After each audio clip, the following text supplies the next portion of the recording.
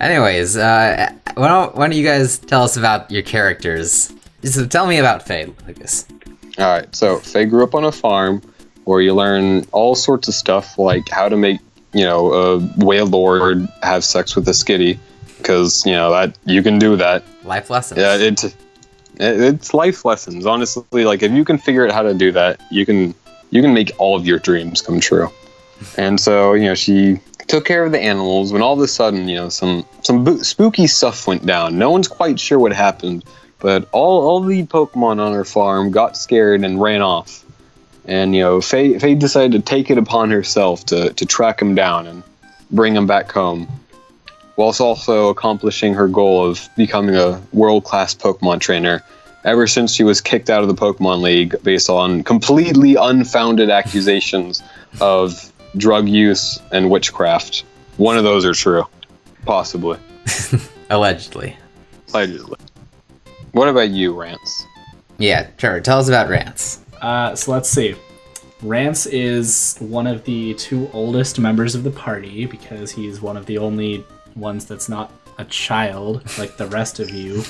I mean, Faye's the only real child. Like Lulu and Christina. Yeah. They're like in their teens or something. They're both like 12. I mean, you're an adult and you're allowed to go around like having animal fights when you're 10 years old. So in order to make a Loli-esque character, I had to go even lowlier. Like, we had to go deeper. That's the whole reason why I made Phase 6. Yeah, so Rance is casually just 17, like almost 3 times Faye's age. So Rance, at the age of 7, his parents abandoned him, and when I was 10, Rance tried to go back to his old house, and he finds this note, and the note says that the people that raised him weren't his real parents, and that the person writing the note for him was his real mom, whose name is Rose. And so who knows? Rance is like, I don't know. Is this my real mom? Or are those my real parents? Who the knows? I'm a murder hobo seductress. Good summary. Yeah. You must be really seductive to, seduce people whilst being homeless and, not showering or anything. I mean, yeah, they're just like, hey, where do you want to bang? Your house? And I'm like, how about your house? Can I also get some food? Can I also use your bed to sleep tonight? So next, I guess, would be Lulu's character that Ryan plays. She's a trapeze artist or something like that. She suffered some kind of fall that made her lose her memory. But Lulu's this alternate personality that she has now, and she's had it since that fall when she was 11. It really says a lot about her that despite getting a head injury, she's still probably one of the more sane party members. Yeah, and I mean, that's true. The fact that she's the sane party member and she's actively trying to murder people, but she's just really bad at it. She's still one of the most sane people, and that's something. She's also the only party member that still has a known family. Yeah, Rance might have a family, unconfirmed. Faye, what's your family like? They're off doing an adventure because Faye explicitly told them not to talk to her because she's like, no, once you're 10 years old, you got to leave the house and be a Pokemon trainer, but she's a genius, so she's going out doing it now. And if you're a Pokemon trainer, the only time we're allowed to have contact with your parents is when you come back home to get a free healing. But you can just go to the Poke Center anyway, so why even bother with each other? I mean, Ash Ketchum talks to his mom every so often. But Red didn't in the game, and Red became the world champion. Ash has been 600 episodes and hasn't won jack shit. All right, fair. I'll give you that one. Then I guess the next one would be Christy, that Kristen plays. She's a super billionaire child. Think Batman background. So basically, her parents, they invested in some kind of magic carpet cleaning thing that you spray on your rugs, and then it was this big hit. They made a ton of money. They decided to move out to the Codworth Cove. And after a while, people started having their carpets flying up and disappearing into the sky. Some people got injured while that happened. They got pissed and they decided to take revenge on her parents by murdering them, leaving Christy a rich orphan with her butler. Yeah. But yeah, so she's just a humble rich kid who's unable to inherit her family's fortune until she's finds someone to marry. Okay, that explains a lot. Why she's not like Yeah, I mean she's rich like out of her mind right now. yeah, she's like 23. So I mean, like at that point, you normally expect you to like she has a inherit good it. amount of money, but she's not like as rich as you'd expect. Yeah, with her It's funds. like the reverse of the normal situation where she wants to marry someone old who will die, so then she gets all her money. All right, let's explain Kuristina's backstory, which is played by Hubert. Okay, well, Plant. I can... Done. I was gonna... it's her backstory. Okay, so one time, a fern pollinated another fern, and then it was put into the soil, and then, some rain happened, and the fern sprouted out, and it grew a little bit, and proceeded to do absolutely nothing in combat. And that is Kurisitina, Yep. aka Hubert. That backstory is eventually coming one of these days. Who knows? I think Hubert's he's a very diligent worker. He's got a lot of money. He's got his own house. I'm sure that he'll have that backstory to you in no time. I mean, he said he's working on it. I'm pretty sure all he's told us about his backstory is that he has a sibling that like killed his parents, and he's basically Itachi from Naruto. That's all we know about his backstory for now. Wouldn't his sibling be Itachi and he'd be Sasuke? I don't know. I have no idea, because he said that he's basically Itachi, but like he didn't kill his family, his sibling did, so he'd probably be Sasuke. You're right. I don't know if he's even seen Naruto at this point. Like, that's the characters. That's our cast. Yep.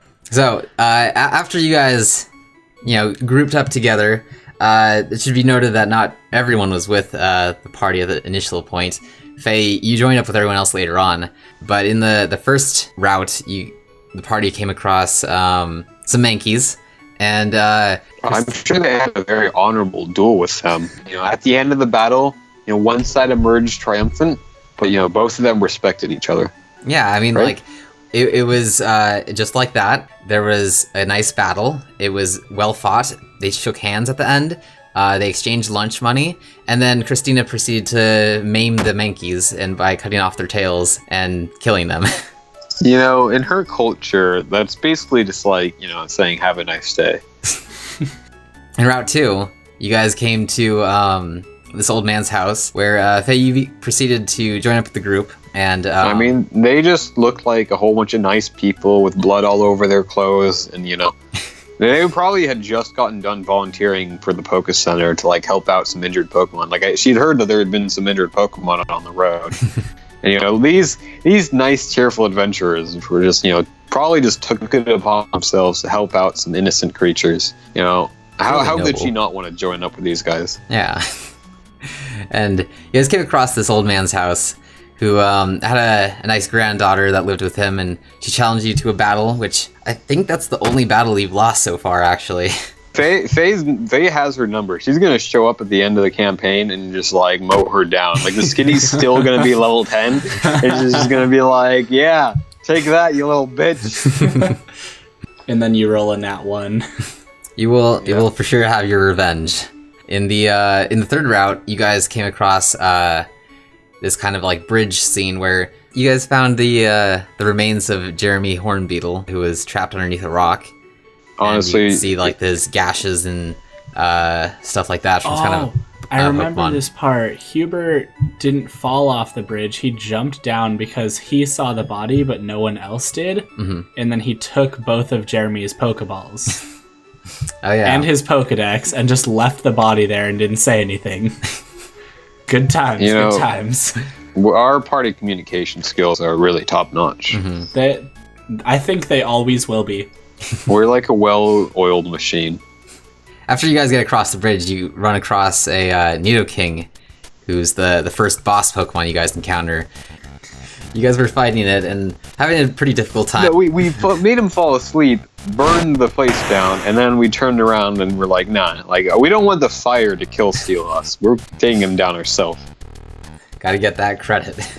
After the battle, though, you guys get into the first town, Catham Town, where you guys immediately run across, there's some wanted posters around the area for someone who maimed the Mankeys in Route 1. Like, it's plastered over the berry store. The guy there, named Berry Pants, he's working his job and trying to make It wasn't ends meet. working. It wasn't working hard enough when the gangsters roll on and break his legs. Yeah, the Balzano crew, Aaron, he goes up to Barry Pants trying to collect his protection fee, and apparently Barry Pants doesn't have the money, and so they break his legs. They take him with the group and incarcerate him into their mansion.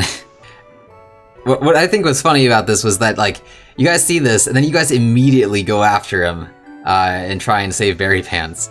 Like, there's a lot of other things to do in the town, people to talk to, things to repair, but... that guy's name is Barry Pants. Like, he's lived through enough. Like, he needs all the help he can get. You know, looking back on this, I really think we should have just given up Christina. Like, we should have just given her to the police for maiming the Mankeys. Like, that would have saved us so much trouble. That would have, yeah. Just continue on your way. But instead... Wait a minute. You guys killed the Mankeys? But instead, you guys go to the Balzano mansion. In this this area, you spend some time trying to figure out how to get into the mansion. And you have Christina pose as a statue of Aaron Balzano. And just like doorbell dash after that. So he brings it in, then leaves it in the hallway as Christina then lets you guys inside. And after playing ninja around the house, like, you guys plant the Mankey tails in one of the rooms, where this leads to a big fight that gets super loud. Things start shaking upstairs. You get up to the top level, and you see Aaron's there. He goes to fight you guys. You guys defeat him after a little bit of trouble, I think. And at that point, you see him start crawling back to the back room of his suite, I guess you call it. And you can see a hologram starts to appear on the counter as someone he calls father appears on the screen. And his face is kind of like darkened out, so you can't quite see anything. So you guys hear him give this big speech about how his son has failed him, and it ends with, "This is the last time you will ever fail me again." And you can see a Gengar appear as he drops a time bomb on you guys, and you have... It's 1 hour. You have what is supposed to be 10 seconds, but turns into an hour to decide how you get out. And then there was the whole thing. We finally decided we were going to break through the floor and, like, land in the pool, I think. Yep. And so we started doing that, and then Christina decided she wanted to save Aaron Balzano for whatever reason. And Rance was like, oh, hell nah. So they started fighting while this bomb's about to go off in, quote-unquote 10 seconds. Mm-hmm. You couldn't wait 10 seconds to just drown him in the pool. You could have just let him die in the bomb. That would have been so much easier. Christina has brain damage. She's a plant. Like, come on. She's doing her best. But yeah, you guys save Aaron for the time being, and before, like, the mansion caved in and stuff, you guys got the Earthstone, which is part of some kind of gate that you guys got some information inside the mansion about. We found a computer, and we found some information about this gate that requires 6 magical stones for it. The only ones that the Balzanos had written in their research were the Earthstone, the Ice Stone, and the Flooded Stone, and they knew there were 3 more, but they didn't know the names of it. So they had the Earthstone in their possession, and we stole it. But basically what happened is, like, after you guys left the mansion, you guys looked for someone that could perform weddings to marry Christina to Aaron, because apparently that was something she wanted to do. It turns out she just wants the name and the last name Balzano, because it's apparently a well-feared name in many different regions. So she gets married to Aaron, and you guys go back to the town. You guys hear about the reverse trainer. And, oh man, I wonder when we're going to run into him. The reverse trainer is apparently supposed to be like a legend that older siblings pass down to their younger siblings to scare them. There's been recent talk though that it's actually a real thing. This person was once believed to be someone who was so powerful they could defeat the Elite Four, but they were taken down by Red themselves. Since then, they've been hunting trainers just to get stronger, defeating each and every one of them. As they do, they just grow in power continuously until they feel Yeah, so do we. We beat up people and get XP all the time. Nothing special. but they actually murder their opponents. Again, So does Rance. Yeah. Maybe Okay, we're the reverse trainers. that's fair. Rance is the reverse trainer. He's the only one that murders people after beating them. Maybe that's fair. Yeah. You also found some other spooky notes inside Capham Town, and you eventually decided to go to the power plant because their primary export is electricity. They've had an issue with the power plant being out for quite some time because Pokemon have overrun it. And as you find out, it's because of the fact that the power plant was polluting profusely. And so you guys go inside the power plant, and you... Well, they'd said they were going to give us almost all the money they had left if we did this power plant thing for them.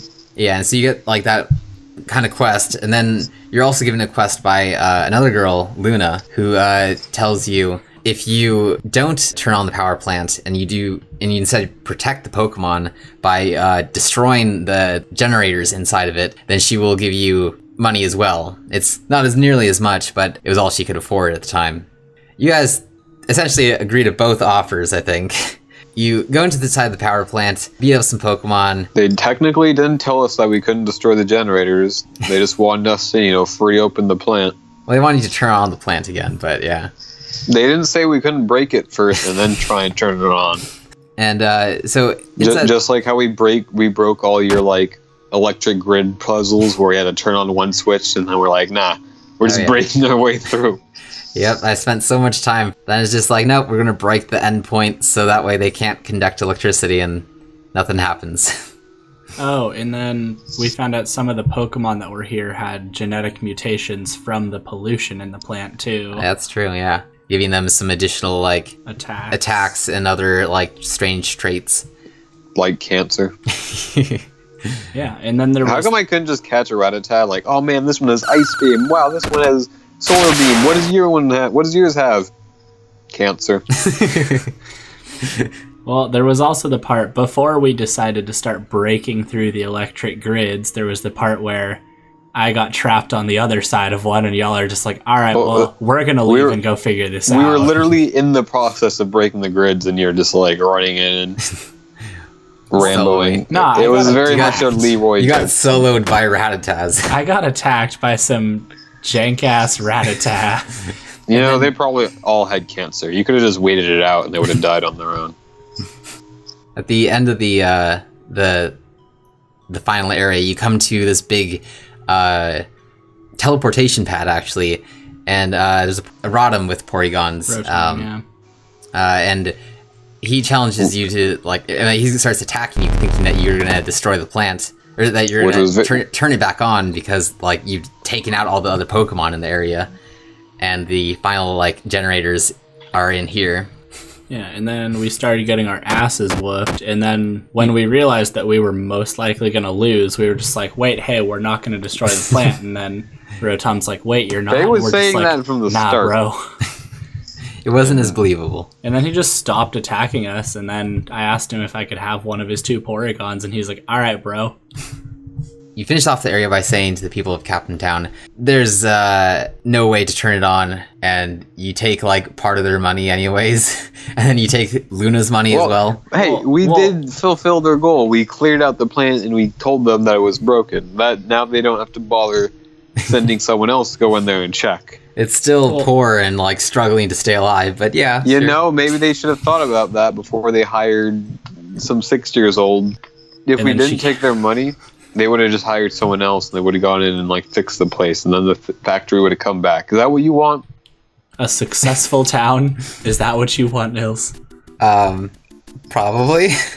Think of the Pokemans. So there was this chick, Maya, in the flower garden, and Christy kind of had the hots for that and wanted to get at that. Maya was saying she wanted to go to this big Cicella city and have a big flower garden and stuff. That was her big life dream, so Christy was doing that. And then Rance comes into the picture and hits on her and sleeps with her, because why not? That's just what Rance does. Yeah, just in the garden, too. In the garden. No. Yes, in the garden. Okay. The next thing that you guys did was you guys went to Route 13, where you conveniently had to deliver some stuff for Lulu's grandmother, who was lived at this strange house on top of this giant hill. And Barry Pants was on his way to go to Cicella City because he was wanting to get out of this town because it's horrible. And apparently you guys didn't make it any better, so there's nothing to gain. Like, you guys first went to visit nice old grandma, and she offered you some nice milk and cookies. The cookies were apparently laced with some kind of sleeping pills. She then took a knife, gave it to Lulu, saying, "Now's your chance to kill your friends. I know you're like me."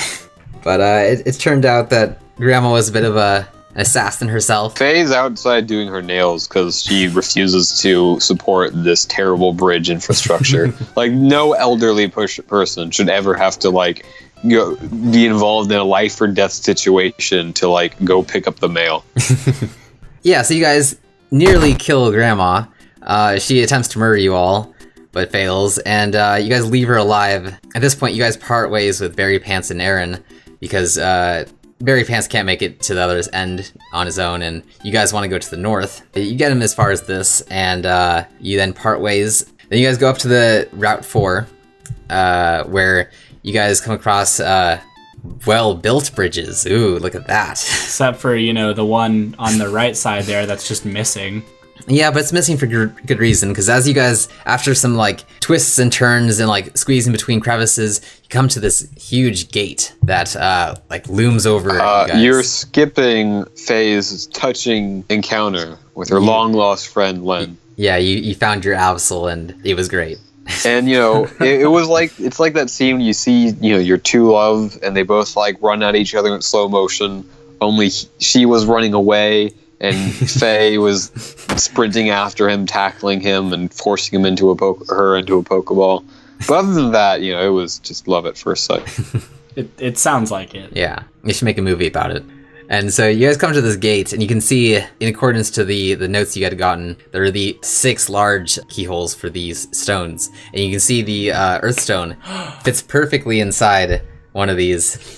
It didn't fit that perfectly. Oh my gosh, that's right. So we're trying to, like, fit it in there, but we don't know which hole it goes into. So Rance has this problem all the time. I mean, Rance never knows which hole it goes into, so he just tries them all. But Christina is holding the orb because for some reason we decided to trust her with it. And she runs up to the gate and she's like, "Guys, this is how you put the orb in the wall." And smashes the orb just not even into a hole, just into the door. It's more that she actually tries to pick the lock with the single orb, and then crit fails with, I think it was all ones.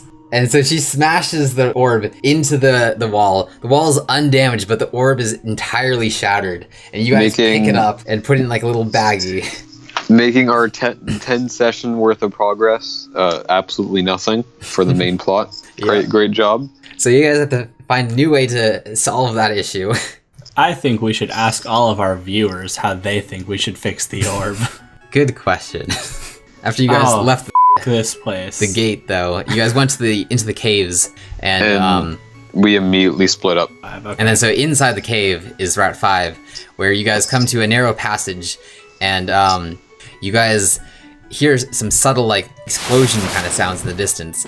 And then, really subtle explosions. Then as you're in the center, it happens right above you. And then the rocks start falling down, you guys get separated. And all of a sudden, Christina's like, "I don't know how to rock smash."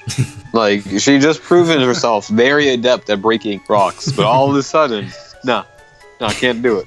At that first 4-way intersection, Lulu and Rance ended up going off to the left, and everyone else went to the right. The right team was really careful and snuck past a bunch of sleeping things, and the left team confused a Jigglypuff for another rock. Whoa! I think you guys are starting to sing. Okay, so the right team, you guys, y'all screwed up everything and woke up all the Durants, and they all started coming after all of us. And the left team, Lulu, that was not real quiet, me, I'm sure. because I would have known the difference between a rock and a Pokemon. But Lulu was like looking at this rock, and it's just pink. The rest of the rocks are all like, rock colored, but You're saying pink isn't rock colored? probably not.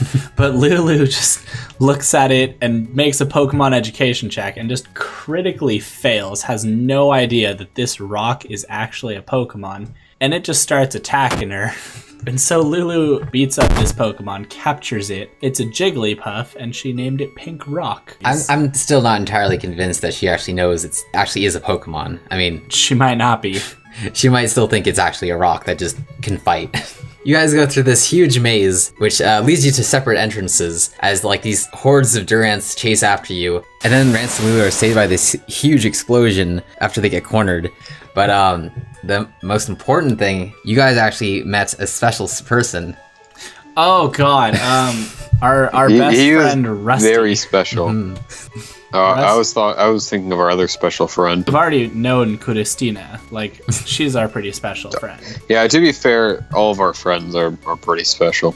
So at this point, you guys meet a nice guy named Rusty who's training his Pikachu. He's a Kakuna. Kakuna And- named Pikachu, who knows Electro Web, to be fair. Yeah. So it has an electric type attack at least. Yeah, you guys take him with you for the time, and you guys go up to the next area where you see the bear ticks and the Sneasels and stuff, and he accidentally trips on one of these rocks, which actually activates a hidden door into this big lair you find is actually the lair of Zubatman, who was the one that saved you guys in the previous map, where with that big explosion. And at this point, instead of thanking him and stuff, you guys try and him over by trying to like knock him out or something.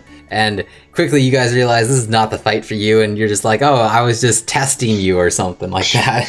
And he like They would have taken him. he crit fails his intuition on that, and he's just like, oh, that was a good warm up, you guys. Thanks for the training. You know, even right now, or like at the very end of this campaign, when you go beat up that little girl in her skitty, like I'd love to see Faye try to one-on-one Zubatman.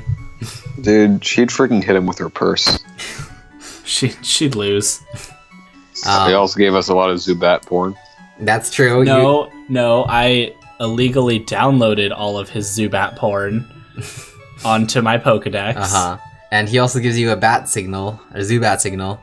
And you guys quickly leave. There were also those two little kids. Yeah, the ghosts. The ghosties. ghosts.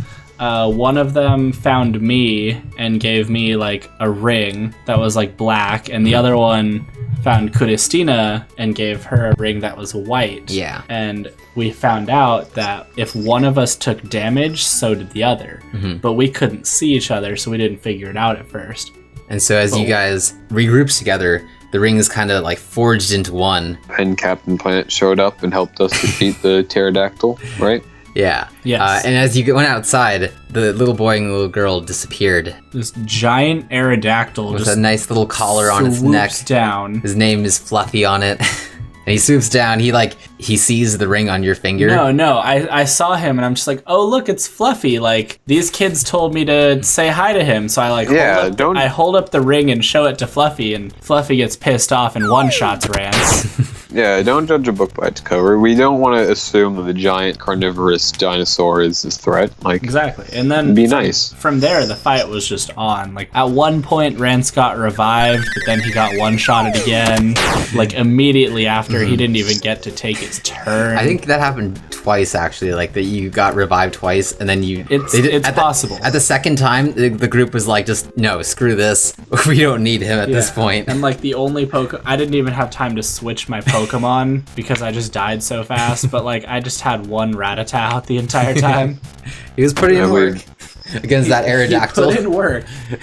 Like, And we For kicked the that thing's entire ass so hard that a bear tick like creamed itself and was like, oh god, please let me follow you guys around and watch you kill stuff. Nice. then you guys went north and got into the town of Popper Town. And as you guys were getting in there, you see there's like this big celebration going on. Apparently they were celebrating the victory of Jeremy Hornbeetle. Yes. Over the Balzanos Yeah. in Captain Town, but he was the one that had died to the Nidoking. And so initially you guys didn't remember this guy, and so you guys were kind of pissed off that this guy was getting credit and you're trying to find him or something, but couldn't find him because he was dead. You go to his parents' house, and you tell them that he's actually dead, but you don't tell him that he didn't succeed in his mission.